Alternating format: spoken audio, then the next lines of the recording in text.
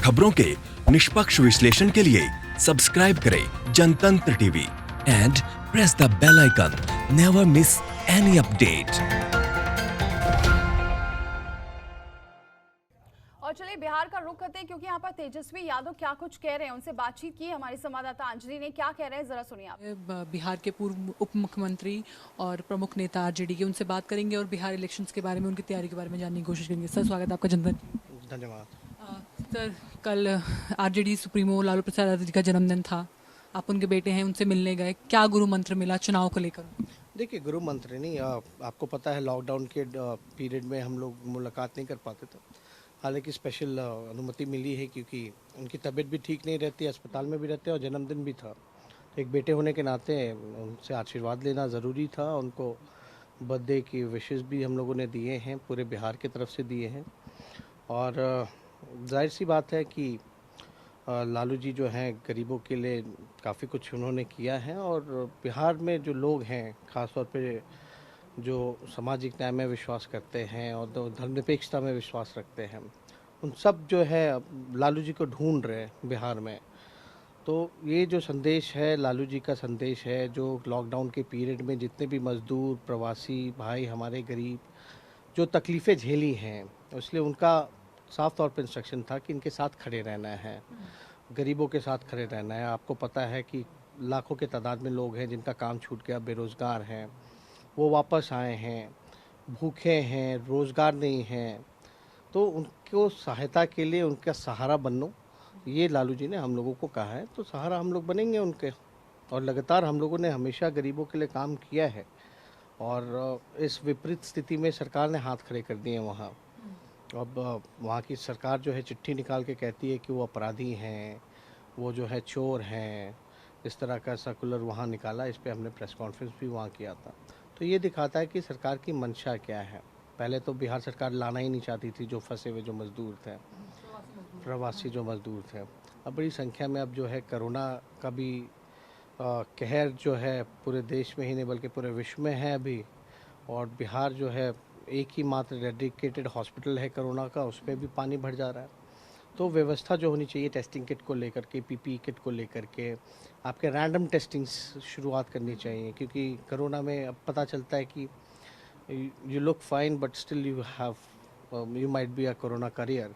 मतलब आपके ऊपर कोई सिम्टम्स भी ना देखें तो भी तो स्क्रीनिंग का कोई फ़ायदा नहीं है। तो इसके लिए बेसिकली आपको रैंडम जो है टेस्टिंग करना पड़ेगा। और टेस्टिंग किट्स नहीं मिल रहे, वेंटिलेटर्स नहीं है।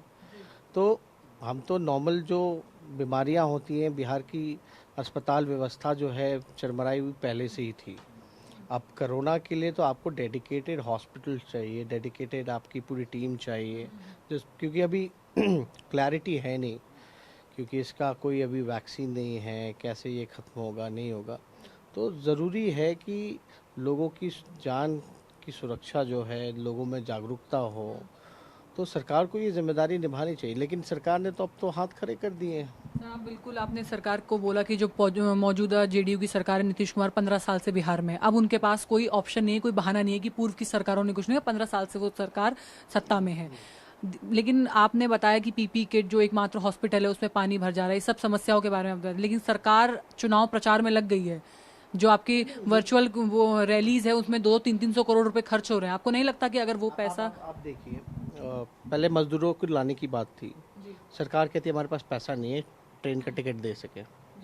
बिहार सरकार वर्चुअल रैली कर रहे हैं। होना ये चाहिए कि लोग जो भूख से मर रहे हैं उनका भूख मिटाना चाहिए। लेकिन सत्ता में जो लोग बैठे हैं, सरकार में जो लोग बैठे हैं, वो अपना भूख मिटाना चाहते हैं। उनका जो सत्ता का जो भूख है वो भाषण सुना करके मिटाना चाहते हैं। मतलब उनको चिंता गरीब की नहीं बल्कि उनको चिंता अपनी है, चुनाव की है। और इसी बात को हम लोग कह रहे हैं कि आप 70,000 LED स्क्रीन लगा सकते हो, विच कॉस्ट अराउंड आपका 150 करोड़ रुपए।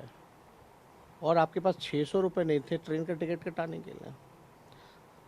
12,000 से भी ज़्यादा जो हैं ट्रेनें हैं देश में। 2 महीने लग गए आपको लाने में। अभी भी लोग जा रहे हैं, आ रहे हैं, पैदल खुद आ रहे हैं। आप जो एक्स्ट्रा चार्ज जो है फेयर जो है आप ले रहे हैं, मज़दूरों ने अपना एक्स्ट्रा पर पर्सन बल्कि एक्स्ट्रा फेयर भी लगाया, 50 रुपये एक्स्ट्रा भी लगाया है लोगों ने। और ट्रेनों में सफ़र के दौरान मौतें हुई हैं due to dehydration, hunger, heat.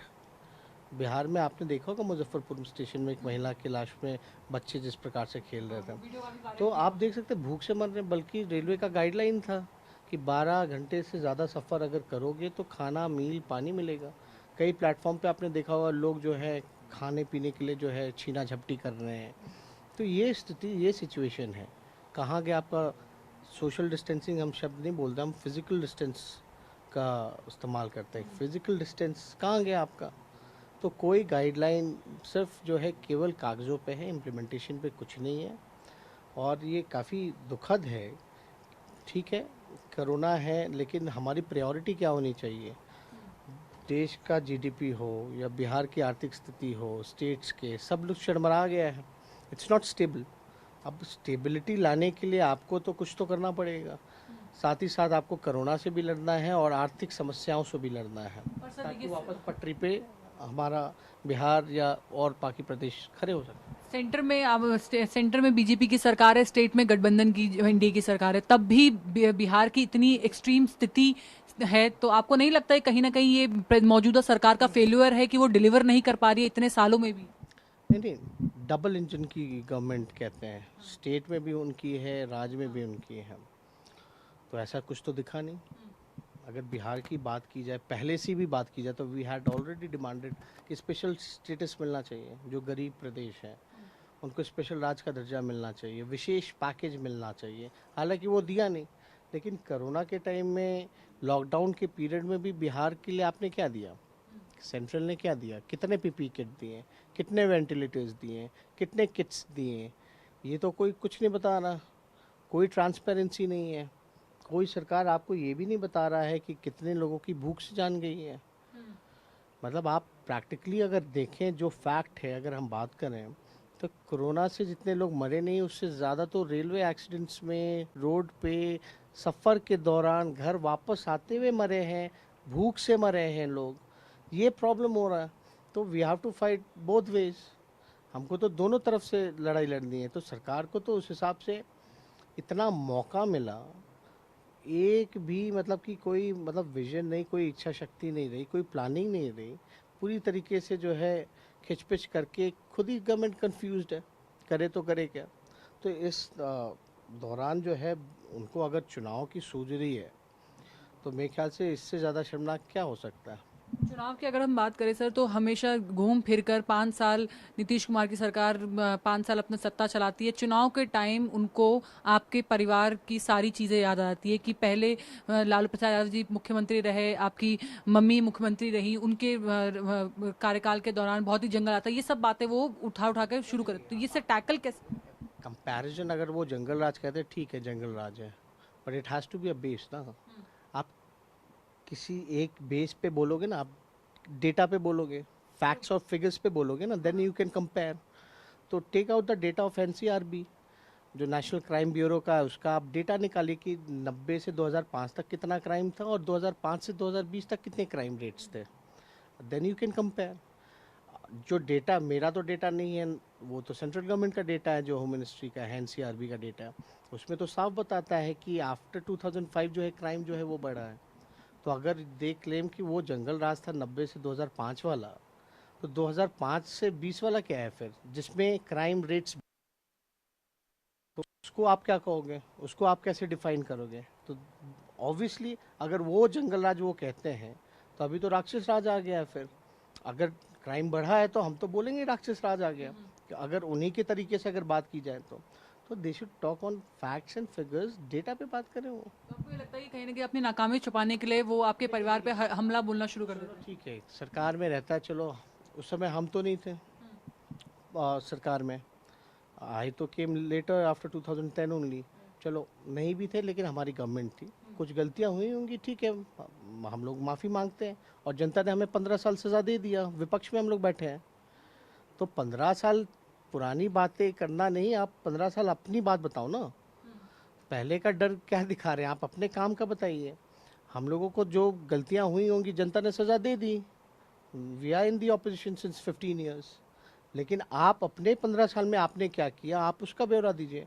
यानी आप देखिए ना, आगे की बात होनी चाहिए, प्रोग्रेसिव बात होनी चाहिए, पॉजिटिव पॉलिटिक्स होना चाहिए। तो ये बातें करते हैं 30 साल पुरानी। अब 90 में क्या हुआ नहीं हुआ उस समय जनता ने देखा, अपना जो है मैंडेट दिया। लेकिन आपने आपने 15 साल में क्या किया, आप ये बताइए। तो अगर कोई प्लेटफॉर्म पे अगर वो बात करना चाहें, हम तो कई बार कहते हैं कि हमको इनवाइट करो या हम मेरा इनविटेशन ले लो, लेट्स डिबेट, इश्यूज़ पे बात करते हैं, डेवलपमेंट पे बात करते हैं। अगर आपको 15 साल वर्सेस 15 साल भी करना तो उसके लिए भी हम रेडी हैं, I am ready to talk about it. But ये सिर्फ आ करके लोगों को गुमराह करना, चलो हम कोई भी गलती कर रहे हैं तो भैया आपकी सरकार है ना, हर जगह कार्रवाई करो ना, फिर कौन रोका है। तो ये देखिए, ये सिर्फ इनका नेगेटिव पॉलिटिक्स है। अब बताइए, इतना ध्यान अगर मेरे पे दे रहे हैं अभी, इतना ध्यान अगर ये कोरोना पे दे देते हैं, लोगों के रोज़गार को दिलाने में, पलायन रोकने में दे देते हैं, रोज़गार देने पे लग जाते हैं, कहाँ है तेजस्वी, कहाँ है। हम तो यही हैं, हम तो जनता के बीच हैं। लेकिन बिहार के मुख्यमंत्री तो 85 दिन से बाहर नहीं निकले कोरोना से। बाकी प्रदेश के लोग तो निकल रहे हैं, मुख्यमंत्री भी। मैं यही जानना चाहता हूँ क्या बिहार के सीएम का कंडीशन अलग है और बाकी प्रदेशों के सीएम का कंडीशन अलग है। हेमंत सोरेन आज दुमका जा रहे हैं, वो रेलवे स्टेशन के बाहर खड़े रहते हैं फूल लेकर के लेबर्स का। लेकिन बिहार के मुख्यमंत्री तो 85 दिन से सीएम हाउस से बाहर ही नहीं निकले। अब जिसको इंतज़ाम देखना है, ग्राउंड रियलिटी चेक करनी है, इसमें भी बड़ा स्कैम हुआ है। वहाँ आपदा में पूरी तरीके से स्कैम हुआ है। अगर सरकार कहती है कि 5,500 रुपये खर्च करते हैं एक व्यक्ति पे क्वारंटाइन में, क्वारंटाइन सेंटर पर, तो आप लोगों का वीडियो आपने देखा होगा, खाने नहीं मिल रहे, सोने का नहीं है, साफ़ सफाई नहीं है, लोग जो है भाग के चले जा रहे हैं क्वारंटाइन सेंटर से। तो ये तो यानी साफ दिखाता है ना कि पैसा गया कहाँ फिर। तो इसको देखेगा कौन, बाहर निकल के कौन देखेगा कि चीज़ें इम्प्लीमेंट हो रही है कि नहीं हो रही है। और जो इम्प्लीमेंट करेगा उसी की जिम्मेदारी बनती है ना कि चीज़ें जाएँ। तो बिहार के सीएम को तो बाहर निकलना चाहिए, लेकिन वो निकलते ही नहीं है। असल में क्या डर है, हम लोग भी निकलते हैं, ठीक है, आप तो सीएम हो, आपको तो सब कुछ बाहर जा कर के देखना है। तो इसमें वो पता नहीं क्यों नहीं निकल रहा। तो अगर ये बात हम पूछ रहे हैं, उनको तकलीफ़ हो रही है, तो मेरे ऊपर बोल रहे हैं, उल्टा सीधे बोलते रहे, क्या दिक्कत है। तो ये सारी चीज़ें जो पॉलिटिक्स जो है, बिहार की जनता सोशली और पॉलिटिकली बड़ी अवेयर है कंपेयर टू अदर स्टेट। तो जो जागरूकता जो लोगों में, वो सब जानते हैं ये क्या कर रहे हैं।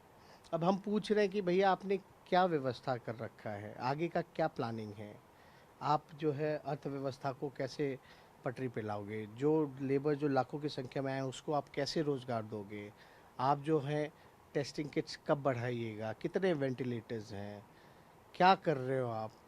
तो इस पे अगर हम सवाल पूछे ऑन अ इशू, अगर वो मेरे को पर्सनली कुछ बोलना चाहते तो बोलते रहे, उसमें क्या है। लेकिन जनता तो देख रही है ना कि कौन उसके हित की बात कर रहा है, कौन नहीं कर रहा। सर, कोरोना काल में सबसे पहला चुनाव बिहार में हो रहा है। सबसे इंटरेस्टिंग कहते हैं चुनाव जो राजनीति होती है वो बिहार की होती है।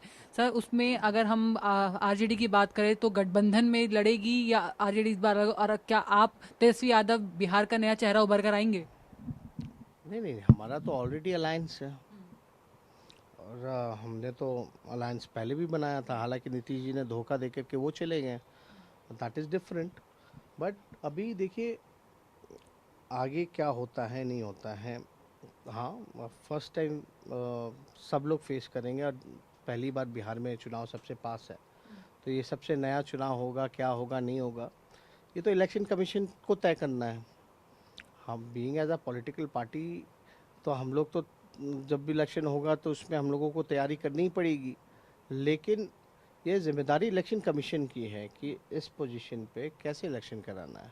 तो when election commission will call all the parties, मैं चाहूँगा कि इलेक्शन कमेटी जो है, इलेक्शन कमीशन जो है, वो सभी पॉलिटिकल पार्टी को बुला करके एक मीटिंग करे, ताकि अपनी वो पॉलिटिकल पार्टी जो है अपनी आइडियाज़ को रखे, सबके सामने जो रखे कि कैसे हम लोगों को चुनाव लड़ना है।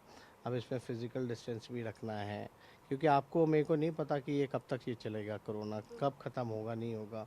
अब हो सकता है शायद हम लोगों को जीवन भर जो है इसी के साथ जीना पड़े, तो वी डोंट नो। तो इस पोजीशन में सबसे नया है, तो वी हैव टू, जब इलेक्शन कमीशन बुलाएगा तब हम अपनी बातें वहाँ रखेंगे, कब होगा कैसे होगा इलेक्शन। तो अलायंस वगैरह तो तब तक इनिशिएट तो इलेक्शन कमीशन करेगा, इनिशिएट उनको करने दीजिए, उसके बाद देखते हैं कि आगे कैसा होगा, क्योंकि एकदम नया तरीके से ये होना है। बहुत बहुत शुक्रिया, thank you so much. Camera person Gopal के साथ अंजलि पोखरियाल, जनतंत्र टीवी, रांची। खबरों के निष्पक्ष विश्लेषण के लिए सब्सक्राइब करें Janatantra TV and press the bell icon. Never miss any update.